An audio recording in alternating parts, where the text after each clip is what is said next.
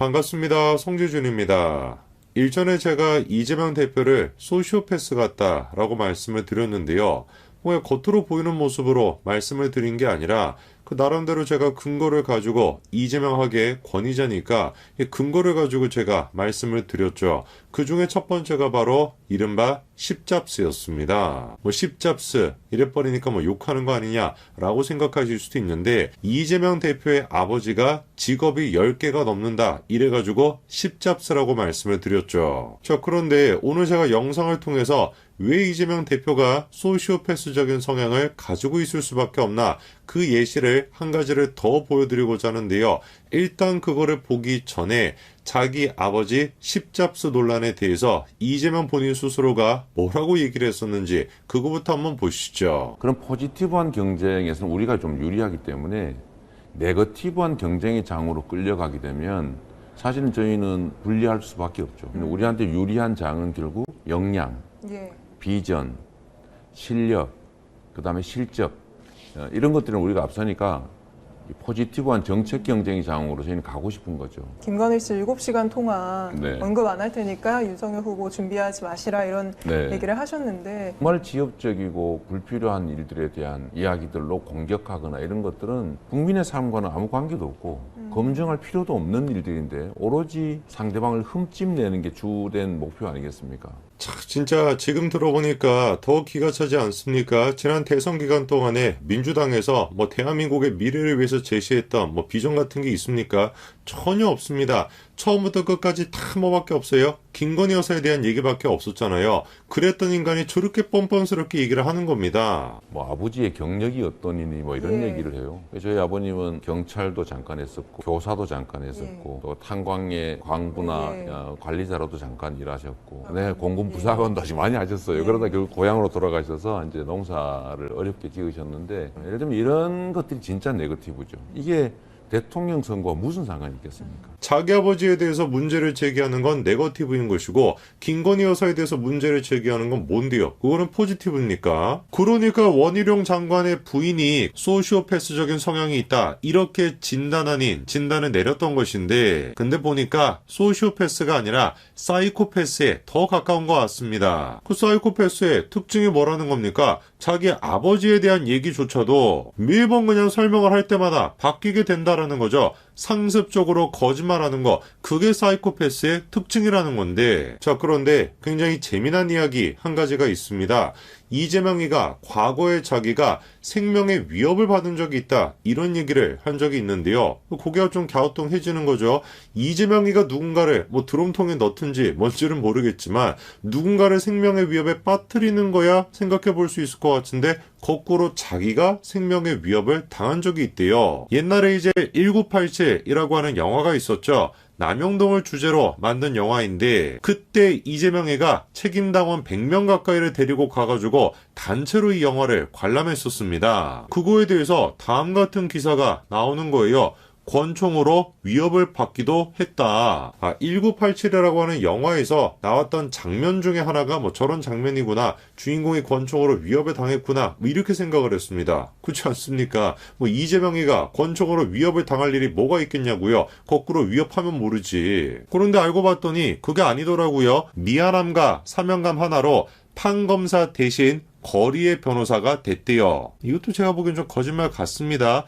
이 미안함과 사명감 때문에 변호사가 됐다? 전혀 아닌 것 같은데 어쨌거나 그러면서 내곡동 안기부에 구속된 친구를 위해 매일 접견 투쟁을 하다가 독침과 권총으로 위협을 받았다는 겁니다. 아무리 운동권 당시에 여러 가지 사건이 있었다라고 한들 독침이나 권총을 가지고 위협을 했다. 이 말이 좀 안 되거든요. 저 세 가지 사건이 아직도 논란이 되고 아직도 의문이 이어지고 있는 이유가 뭡니까? 명확한 증거가 없었기 때문이거든요. 그런데 무슨 권총이 됐거나 무슨 독침이 됐거나 북한에 공작원들이 쓸 법한 그런 걸로 자기가 위협을 당했다. 이 말도 안 되는 소리 아닙니까? 이번에 검찰 조사를 앞두고서도 계속해가지고 팔아먹는 게 노무현과 김대중이죠. 지난번에는 노무현 묘역까지 가가지고 참배까지도 하셨던데 저것도 마찬가지입니다. 제가 보기에는 아버지가 십잡스다 라고 얘기하는 것처럼 노무현과 김대중 그냥 마구잡이로 그냥 끌고 뽑아가지고 써먹는 거거든요. 과거에 노무현 전 대통령에 대해서 이재명과 주호영 양측 사이에 갈등이 있던 적이 있는데요. 이재명이가 이렇게 얘기합니다. 주호영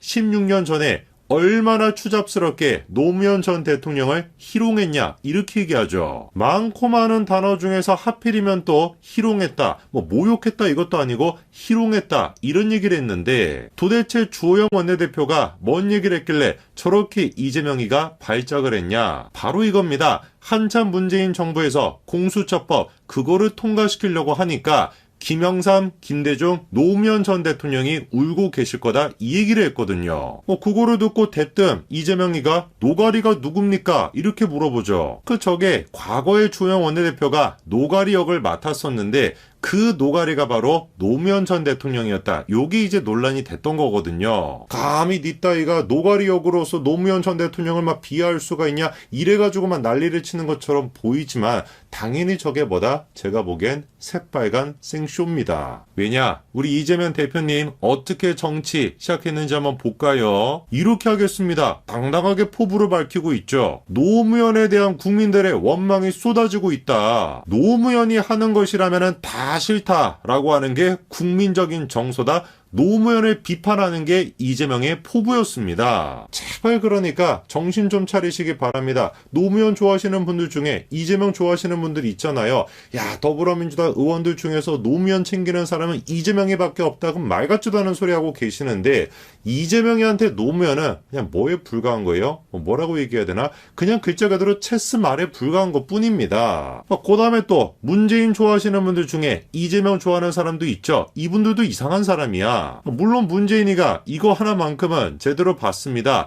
이재명 사이코패스다라고 하는 글에 좋아요 누른 거 이거는 제대로 봤는데 저거를 가지고 이빠들이 또 난리를 치니까 고양이가 좋아요를 누른 거다 또 말 같지도 않은 소리 했는데 어쨌거나 그게 중요한 게 아니라요. 사실 페이스북을 가지고 먼저 시작했던 거는 문재인이 아니라 이재명 쪽이었습니다. 좀 보세요. 문재인은 정상이 아닙니다 라고 하는 글에다가 이재명이가 좋아요를 떡하니 누르지 않았습니까? 야, 진짜 집요하신 분이에요. 거기에다가 공감합니다라고 하는 댓글에까지 저렇게만 열심히 좋아요를 눌러놨는데 혹시나 저게 다른 사람인가 싶어가지고 찾아보니까 짜잔, 분명히 좋아요를 눌렀던 게 이재명의 계정이 맞습니다. 이게 지금 한두 번이 아니에요. 2021년도에도 저런 식으로 문재인 욕하는 댓글에다가 좋아요를 눌러놨는데 그때도 마찬가지로 어떻습니까? 이재명 똑하니 저렇게 들어가 있죠. 모르겠어요. 이분의 정신 상태를 어떻게 봐야 되는 것인지 제가 사이코패스가 아니다 보니까 저런 분들의 심리를 정확하게 알지 못해서 그러는 건지 뭔지는 모르겠습니다만